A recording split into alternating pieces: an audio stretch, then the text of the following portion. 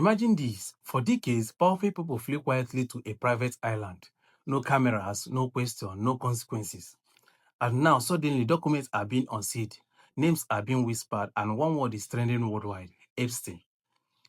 But this story is not just about one man, it's about how money, power, silence, and fear protected something so dark that even today, the full truth still hasn't come out. This is the story of the Epstein Files.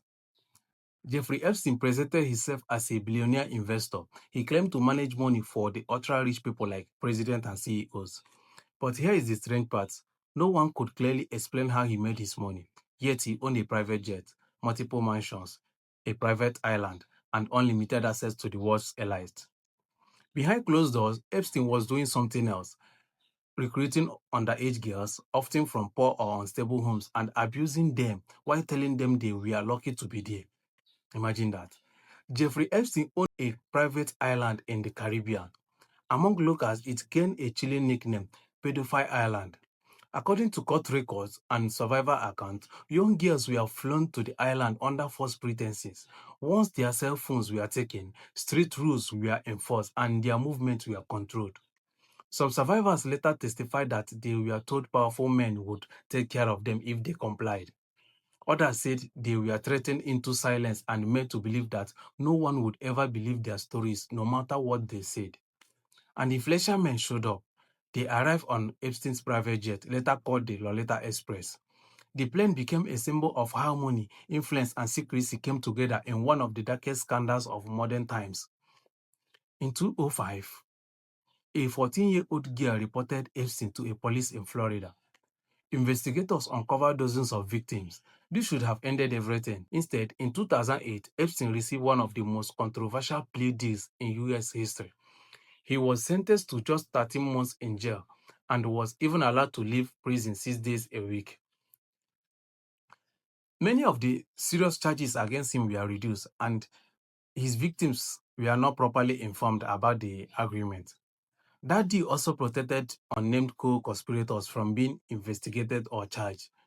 To this day, many people believe the plea deal was designed to protect powerful others, not Epstein himself. For years, survivors were ignored, mocked, and silenced until one woman refused to disappear, Virginia Giuffre. She named names, also described flights, described rooms, and described abuse. Her testimony forced the world to listen. Civil lawsuit followed, and then the sealed documents.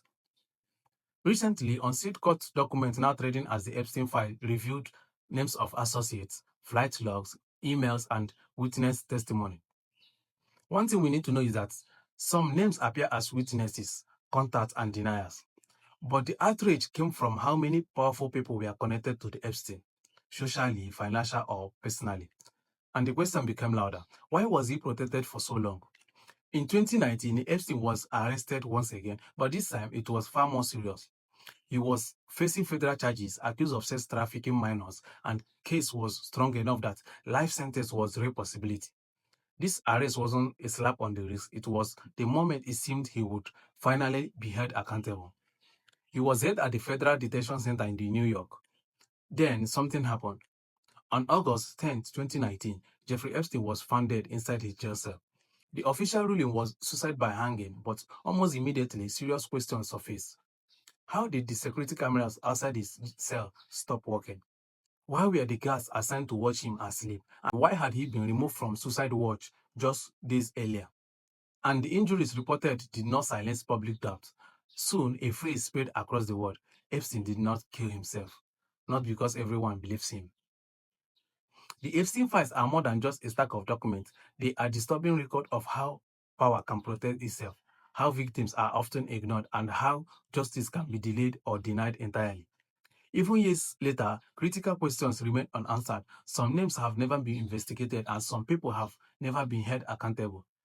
Some victims are still waiting for real closure. So the question the world continues to ask is this: was Jeffrey Epstein truly the mastermind behind it, or was he only the middleman in a much larger, darker system?